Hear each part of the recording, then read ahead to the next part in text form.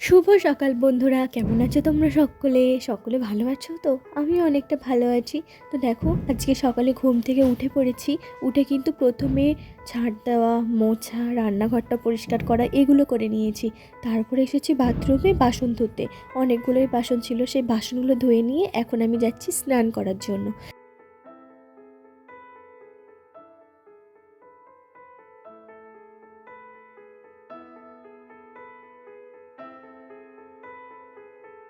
আজ আমার একটু তাড়া ছিল, কারণ আজ আমার একটু বাজারে যাওয়ার ছিল। তাই জন্য দেখো, তাড়াতাড়ি করে কিন্তু আমি রান্নাটা বসিয়ে দিতে যাচ্ছি। এখনোই 9:30-10টা মতো বাজে।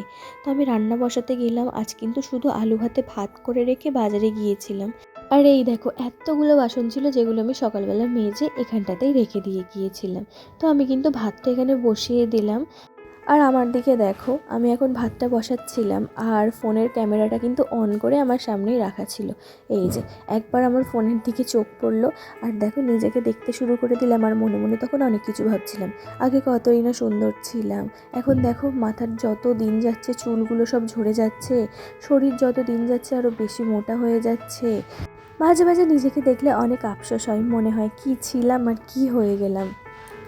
কিন্তু কি আর করা যাবে বলো, সারা জীবন তো কোনো মানুষই এক থাকে না, পরিবর্তন তো হয়ই।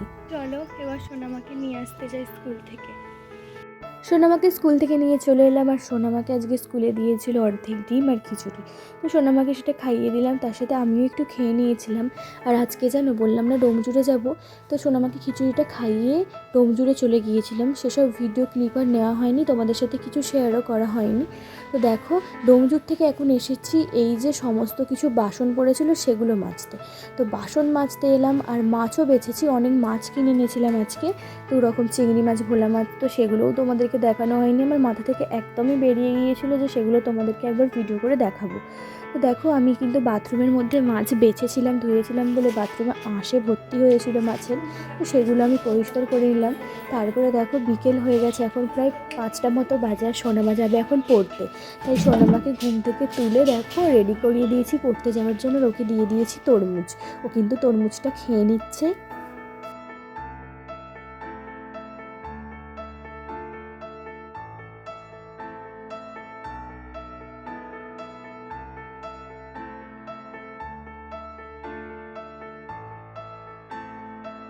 5টা থেকে 7টা পর্যন্ত সোনামার পড়া। আর সোনামাকে পড়তে দিয়ে এসে আমি কিন্তু আমাদের জলা বলে একটা জায়গা আছে, যেখানে অনেক বেশি হাওয়া দেয়, অনেক সুন্দর জায়গাটা, রাস্তা। তো সেখানে গিয়ে সবাই বসে থাকে, এই যে এই জায়গাটা। তো আমি কিন্তু কখনোই এখানে অতটা যেতাম না, কিন্তু এখন আমাকে বাধ্য হয়ে যেতে হয়, কারণ আমাদের বাড়িতে তো একদমই নেটওয়ার্ক থাকে না।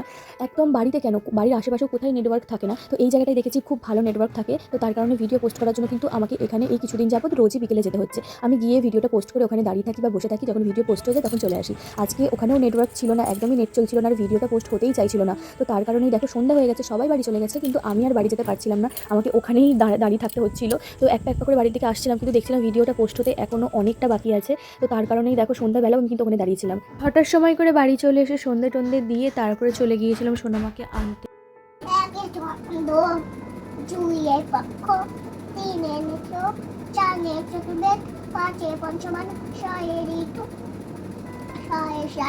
সাথে সমুদ্র সমুদ্র একটা অষ্টবসু তবে নম্বর দশে দি 1 10 1 1 10 1 এখানে হাত দাও 1 10 1 11 11 1 10 2 12 1 10 2 12। সোনামা প্রতিদিন তো পড়তে যাই, পড়তে থেকে এসে আমি একবার করে আবার ওকে পড়তে বসাই, কারণ বসাতে তো হবেই, কারণ আমাকেও দেখতে হয় ও কি কি শিখছে। ও, সোফাটার কি অবস্থা, জামা কাপড়ে একদম ভর্তি হয়ে আছে। এখন এগুলো আমাকে সব গোছাতে হবে। জানো বন্ধুরা, ঘর পরিষ্কার পরিচ্ছন্ন থাকলে তো সকলের ভালো লাগে, কিন্তু সবসময় কিন্তু ঘর পরিষ্কার পরিচ্ছন্ন রাখা আমার তো মনে হয় সম্ভব হয় না। একটা ঘরে বাচ্চা থাকলে তো একদমই সম্ভব হয় না। আর যদি হয় তোমার একটা ছোট্ট মতো ঘর, তাহলে অনেক কঠিন সেই ঘরটাকে পরিষ্কার পরিচ্ছন্ন করে গুছিয়ে সবসময় রাখা। যেমন দেখো, আমি একটা ঘরের মধ্যে থাকি, আর এই একটা ঘরের মধ্যেই অনেক শখের জিনিসগুলো কিনে কিনে ভর্তি করে ফেলেছি। এখন তো বিরক্ত লাগে যে এইটুকু ঘরের মধ্যে এত জিনিস কেন কিনতে গেলাম। ঘরটা যেন একটা ঘর কম আর গোদাম ঘর বেশি লাগে, কারণ এত পরিমাণ জিনিস হয়ে গেছে এই ঘরটার মধ্যে। মাঝে মাঝে আমারই মনে হয় আমিই যেন এই ঘরটার মধ্যে নড়াচড়া করতে পারছি না। একটা ঘরের মধ্যে খাট, আলমারি, সোফা, ড্রেসিং টেবিল, আবার আছে আর একটা এক্সট্রা টেবিল, আর টেবিলের মধ্যে কম্পিউটার, তারপরে আবার একটা ছোট্ট টি টেবিলও ঘরের এক সাইডে রাখা আছে। তার উপর তো আছেই সোনামার খাবারের মানে অনেক ধরনের কৌটো, মুড়ির ডাম, চালের ডাম, আটার ডাম, তারপরে আরও অনেক কিছু, আর সবজি, তারপরে আরও ওই যে মশলাপাতি সেগুলো হয়, সেগুলো পর্যন্ত আমাকে ঘরের মধ্যে রাখতে হয়। কারণ আমাদের এখানে এতই হনুমানের উৎপাত, বাইরে তো কিছুই রাখা যায় না, রান্নাঘরে রাখার তো কোনো সিনই নেই, কারণ রান্নাঘরে রাখলে সেগুলো হয় বেড়ালে নিয়ে যাবে, না হয়তো হনুমানে নিয়ে যাবে। আর এই একটা ঘরের মধ্যে এতটাই অসুবিধা এখন আমাদের হয় যে কি বলবো। আরও তো সোনামা বড় হবে, সোনামার জামা কাপড় বাড়বে, সোনামার পরার জন্য একটা আলাদা জায়গা লাগবে, তো তখন আমরা অনেক প্রবলেমে পড়বো। তার কারণেই কিন্তু আমরা ওপরে ঘরগুলো করার সিদ্ধান্ত নিয়েছি। তো দেখো ঘরদোর পরিষ্কার পরিচ্ছন্ন একদম করে নিলাম, নিয়ে যেন আমার মনটা একটু শান্তি হলো। তারপরে চলে এলাম রুটি বানাতে। রুটি বানিয়ে নিলাম, আর নিজের জন্য একটু আলু ভাজা বানিয়ে নিলাম, আর সোনামাকে খাওয়াবো দুধ দিয়ে রুটি। আর আজকে এত পরিমাণ গরম ছিল যে রান্না করতে অনেক কষ্ট হচ্ছিল, আগুনের সামনে তো একদম দাঁড়ানোই যাচ্ছিল না। ঘরের মধ্যে এলাম, এতটাই পরিমাণ গরম হচ্ছিল, ভাবছিলাম একটু এসিটা চালাই। আর ওই দেখো এসির জ্যাকটা কিন্তু আমি সবসময় খুলেই রাখি, কারণ আমাদের এখানে এই কিছুদিন যাবৎ প্রায় ঝড় বৃষ্টি হচ্ছে, তো তার কারণেই কিন্তু আমি খুলে রেখেছি। দেখো এখন কিন্তু লাগিয়ে নিলাম জ্যাকটা, এবার কিন্তু এসিটা চালাবো।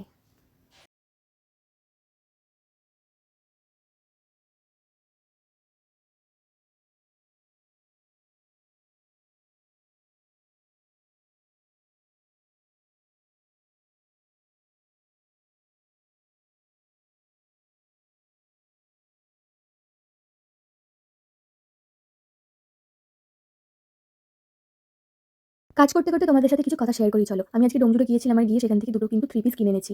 হ্যাঁ, এমনি কিন্তু কিনিনি, সামনেই কিন্তু আছে আমাদের বিবাহ বার্ষিকী। তো সোনামার বাবা কিন্তু তার সাধ্যমতো প্রতি বছর আমাকে বিবাহ বার্ষিকীতে কিছু দিতে ভোলে না। আমি ভেবেছিলাম একটা সুন্দর কাজ করা শাড়ি নেবো, মানে যেগুলো হেভি ওয়ার্ক করা থাকে সেরকম একটা শাড়ি নেবো। এখন অনেক ভালো ভালো রকম শাড়ি উঠেছে, বা একটা ওরকম হেভি ওয়ার্কের একটা চুড়িদার নেবো। কিন্তু এখন আমাদের পরিস্থিতি একটু খারাপই যাচ্ছে, তাই ভাবলাম যে অহেতুক ওসব নিয়ে কোনো লাভ নেই এখন, যেহেতু এখন পরিস্থিতি একটু খারাপ। তো তার কারণে যেগুলো আমার প্রয়োজন সেগুলো এখন আমি নিই।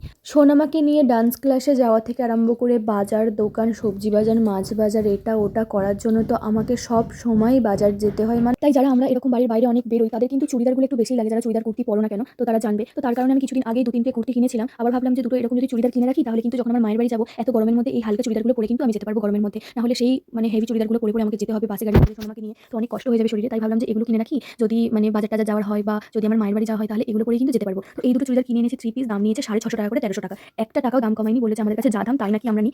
প্রথমে ভেবেছিলাম হয়তো জামাগুলোতে ঠকে যাবো, কারণ 3 পিস তো এখন দাম কমে গেছে, অন্য দোকানে 400-450 টাকা করে দাম। কিন্তু বাড়িতে এসে দেখলাম যে না, আমাকে একদমই ঠকায়নি, জামাগুলো অনেক সুন্দর, কুর্তিগুলো কিন্তু অনেকটা লং, আর আমার এরকম লং জামা পরতেই ভালো লাগে। আর ওড়নাটাও দেখো কতটা চওড়া, জামার কোয়ালিটি তো বলার মতো নয়, কাপড়টার কোয়ালিটি এতটা ভালো, এতটা সফট, কি বলবো যে আর বলার কথা নয়। আমার তো জামাগুলো ভীষণই পছন্দ হয়েছে।